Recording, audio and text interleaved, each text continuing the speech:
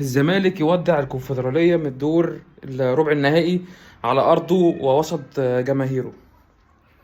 خدعوك فقالوا إن الزمالك ما بيقفش على حد، إن الزمالك بمن حضر أو الأهلي بمن حضر. يعني ما خليناش، يعني مش الزمالك بس، أي فرقة بمن حضر. برشلونة بمن حضر. برشلونة من غير ميسي مش برشلونة. قعدت سنين سنين عشان توصل لبرشلونة بتاعت دلوقتي، اللي هي يا دوبك بتنافس ويا دوبك بتشارك في بطولات او بتوصل نهائيات. لما الجيل بتاع برشلونة اللي هو كان ميسي وكان نيمار وكان ديفيد فيا وكان مش عارف بيكيه عد الاسامي وتشافي وانيستا. عد الجيل والنجوم اللي كانت موجوده، كانوا مكتسحين كل حاجه. لما مشوا اللعبه دي، لما مشيت برشلونه وقعت. تعال بقى للمحلي. الزمالك حازم امام، حسام حسن، ابراهيم حسن، وائل الاباني، بشير التبعي، مدحت عبد الهادي، طارق السيد، تامر عبد الحميد دونجا، وليد صلاح عبد اللطيف، جمال حمزه. لما كانوا موجودين كان الزمالك مكتسح كل حاجه. الزمالك خد 2 3 افريقيا، 2 3 دوري ورا بعض، او 2 افريقيا في سنتين، وسوبر افريقي، واحسن نادي في العالم. ليه؟ كواليتي اللعيبه موجود، وكميه اللعيبه الكواليتي العالي بتاعها في كل المراكز موجود. اكتسحت كل حاجه. لما اللعيبه دي مشيت بعد 2005، الزمالك لغايه 2015 في الارض. ليه؟ اللعيبه كلها اللي موجوده كانت زي الزفت، اللي هي العشريه السوداء، زي ممدوح عباس اللي هو ناويين يعيشونا فيها دلوقتي تاني. لما جه 2015 مرتضى منصور جاب فرقه كامله، احسن لعيبه في الدوري في كل المراكز، خد الدوري والكاس. والجيل دوت لو كان يتحافظ عليه، والمدرب لو كان يتحافظ عليه، وكان في استقرار مادي واستقرار فني، كان قاعد ياخد الدوري والكاس وافريقيا، او على الاقل ينافس الاهلي ند بالند وسنه بسنه لغايه 4 5 6 سنين قدام، لغايه ما اللعيبه اعمارها تكبر. يبقى اذا اللعيب الفرقه بتقف على لعيب. اللعيب بيأثر في الفرقه. المدرب القوي بيأثر في الفرقه. الزمالك من اول السنه او بقاله سنه ونص عباره عن عبد الله السعيد وزيزو. عبد الله السعيد موجود، هو في حالته الفنيه والبدنيه مش مرهق وتعبان زي ما بنشوفه دلوقتي. كان بيشيل الزمالك هو وزيزو، لما كان زيزو كان واقع شويه. لما كان عبد الله السعيد بيغيب وزيزو بيحب يفوق بمزاجه، كان بيكسب الزمالك. مع انه اهو الاثنين لعيبه بس، مش 11 لعيب كويسين، 2 لعيبه بس سوبر. فالزمالك فنيا خسر زيزو. خسر زيزو. هنضحك على نفسنا؟ هنشتغل نفسنا؟ لا، خسر زيزو. يغور في 60 داهيه. انا معاك، يغور في 60 داهيه، بس بقى يعني مش لوحده بقى.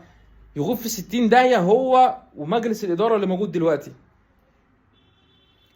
اصحى الصبح الاقي الخبر ده في كل السوشيال ميديا: مجلس اداره الزمالك يتقدم باستقالته من رئاسه نادي الزمالك. اتمنى كده. ومعاكم بسيرو الفاشل اللي جبتوه الجديد. يعني طلعنا من جوميز مدرب فاشل، لجروس مدرب نسي التدريب، لانيت بسيرو مدرب يعني يمسك فاركو، يمسك بنك الاهلي، يخليه يوصل للمربع الذهبي او يفضل في نص الجدول، يمسك انبي، يمسك الكلام ده مقاولين. ده مدرب يعني انا ما بكرهش في حياتي قد المدرب الغبي والعينه دي. بقولها تاني 100 مره: انت مدرب مشوك من نيجيريا. الاتحاد النيجيري لكرة القدم مشى بسيرو من منتخب نيجيريا بسبب طريقة لعبه. كان عنده لعيبة ممكن توصل كأس العالم للأندية او تاخد بطولة افريقيا مستريح. هي وصلت نهائي، ودوت مش على مستوى اللعيبة اللي عنده. وصلت نهائي وخسرت بسبب الطريقة اللي بيلعب بيها دايما 3-4-3. تحت اي ظروف، تحت قدام اي فرقه، سواء كبيره سواء صغيره، سواء نازله تدافع قدامك او سواء نازله تهاجم قدامك، 3-4-3 بدافع. مفيش شراسه، مفيش روح. النهارده انا مش هقول مؤامره بقى علشان ايه يعني، خلي الكلام عن مكشوف. الاهلي داخل في ودان وفي دماغ حسام عبد المجيد والونش، ولسه قايلها امبارح، قلتها في فيديو امبارح فيديو بتاع زيزو. خشوا على القناه وشوفوا الفيديو بتاع زيزو اللي هو انا قلت فيه ثلاثي في الزمالك على رادار الاهلي غير زيزو. الونش حسام عبد المجيد محمد السيد، الونش تاني حسام عبد المجيد محمد السيد. ليه؟ ميدو رايح يكلم ياسر ابراهيم ورامي ربيعه، الاثنين بتنتهي عقودهم بنهايه السنه. قال يعني كده هو بيرد القلم للاهلي في زيزو. واحد 33 سنه ولا 32 سنه، واحد 30 سنه. يا فرحه امك بيك يا ميدو، انت كده بترد القلم للاهلي في ايه؟ واحد اصلا يعني ايه عايز يزود عقده شويه عشان اخر موسم، اخر عقد ليه اللي هو سنتين او ثلاثه ليه في الكوره اللي هو رامي ربيعه، فعايز مبلغ كبير شويه عشان ينهي حياته في الاهلي. لو ما كانش هيروح بيراميدز مش هيجي لك الزمالك، ما انت هتديله نفس الفلوس او هتديله اكتر، فهو هيتذل فيها ومش هياخدها وهيخسر جمهور الاهلي. لا هيروح هيعمل ايه؟ هيروح بيراميدز زي احمد فتحي كده. ادي رامي ربيعه وياسر ابراهيم. فانت تلعب لي في دماغ اللعيبه اللي عندي وبتعصيهم عليا. طيب تعالى يا ونش يا حسام عبد المجيد. الونش محدش معبره من مجلس الاداره وراكنينه على الرف لغايه الاخر. بس انت ليه، انا ليا رساله ليك يا ونش ماشي. حسام عبد المجيد يا ابني احنا استحملناك واستحملنا قرفك اول سنتين لعبت فيهم من ساعه ما طلعك فيريرا في 2021. عمل منك شبه مدافع. انت اشتغلت على نفسك، وانا ياما اشدت بيك وياما اتكلمت عليك. انت اشتغلت على نفسك ورحت شركه تحليل بره، حسنت من ادائك ودوست على نفسك في التدريبات، بقيت دلوقتي مصنف رقم 2 او 3 في الخط الدفاع بتاع منتخب مصر الاساسي. يعني لو الونش مش موجود ومحمد عبد المنعم ورامي ربيعه، انت رقم 2 او 3 او 4 بالكتير. يعني انت من الاربعه الاساسيين بتاع اي تجمع منتخب، انت يا حسام عبد المجيد، ولسه عندك 23 سنه، سنك صغير ومستقبل قدامك. اول ما تقف على رجلك، اول ما تقف على رجلك يلا بقى بيع الزمالك. يعني احنا بعد ما يعني استحملناك وصبرنا عليك، وياما لبست الزمالك اجوان وياما ضيعت منه ماتشات، ده رد الجميل يا ونش؟ يا ونش انت فاكر لما كان انت التريقه بتاعت الاهلي، انت المستيكه واللبانه بتاعت التريقه بتاعت جمهور الاهلي، ومش جمهور الاهلي بس، فاكر لما لعيبه الاهلي نفسها اتريقت عليك وفيديو الشهير بتاعهم وهم بيضحكوا وهم واقفين في المطار، ده الونش هو اللي هيبدا بالكره من تحت وقعدوا يضحكوا عليك. من بعدها دعمناك ووقفنا جنبك وشجعناك لغايه بقيت احسن مدافع في مصر وفي افريقيا. بعدها جالك 2 صليبي او مش صليبي، الله اعلم عندك ايه، اصابتين طوال، قعدت سنتين بتتعالج، سنتين ما لعبتش فيهم 10 ماتشات على بعض بسبب اصاباتك، ووقفنا جنبك واستنيناك وكنا مستنيينك ترجع بفارغ الصبر، مستنيين الونش يرجع بفارغ الصبر، هو اللي هيشيلنا، ده الراجل بتاعنا. هل اول بقى ما نعالجك احنا سنتين 3 تروح انت تمدي للاهلي سنتين 3؟ تدفعوا عليكم لعيبه، مش لعيبه، ادفعوا عليكم بني ادمين.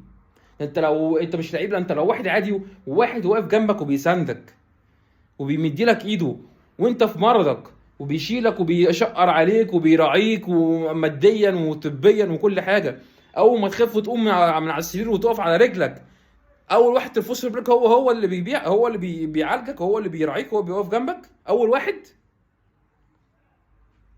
ده انتوا شويه كلاب. انا اللي مش غايظني قد جمهور الزمالك اللي راح المدرج. اكتر حاجه غيظاني اللعيبه دي، كانت ممكن لازم تفضل تتشتم وتتهان من اول دقيقه لغايه اخر دقيقه. البطوله كده كده ضايعه، احنا مش مستوى اللي احنا ناخد اي بطوله في الدنيا. مستوى الزمالك بالمدرب اللي فيه، باللعيبه اللي فيه، بالظروف اللي في النادي، بحركه زيزو اللي حصلت امبارح، الظروف العامه اللي حصل في النادي دي مش ظروف فرقه تاخد بطوله او تنافس على بطوله. خلينا صراحه ما نضحكش على بعض، ما بحبش اشتغل نفسي. الدقيقه لغايه الدقيقه 70 قاعد بتشجع ايه؟ اتعلم بقى، معلش بقى يعني سامحوني، اتعلموا من جمهور الاهلي في الحته دي. الدقيقه لو جت الدقيقه 30 لعيبه الاهلي دي جايبه لهم بطولات الدنيا والاخره، واللي بيروحوا كاس العالم الانديه كل اثنين وخميس، وافريقيا بياخدوها كل سنه. لو لغايه الدقيقه 30 في ماتش زي مهم دوت، العب بقى يا عم، خلي عندك دم. ما بيستنوش، ما عندهمش عزيز ولا غالي، ما بيرحموش حد، وهو ده الصح. الطبطبه بتاعتنا ونفرح بترقيصه، ونفرح بماتش، ونفرح مش عارف ايه، هي دي اللي جايبانا ورا.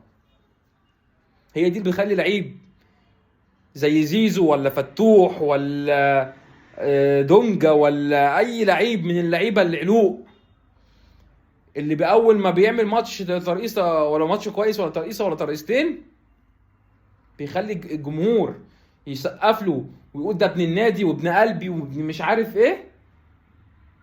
اول واحد بيدوس على الجمهور هو ده، بسبب الطريقه بتاعتكم معاهم.